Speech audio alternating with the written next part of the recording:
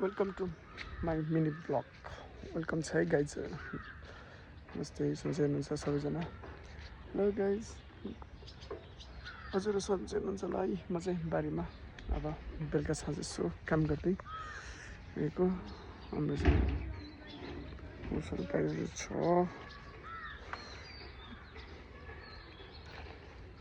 त्यही हो खुर्सानीको बेटहरू खुर्सानीहरू छ है गाइज।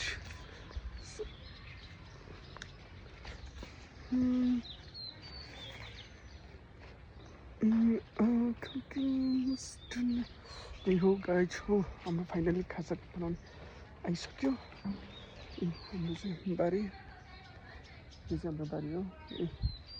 यो बारीमा फोहोरहरू सबैले चाहिँ काँक्रो देख्न सक्नुहुन्छ। काँक्रो, सिमी, काँक्रो, सिमी।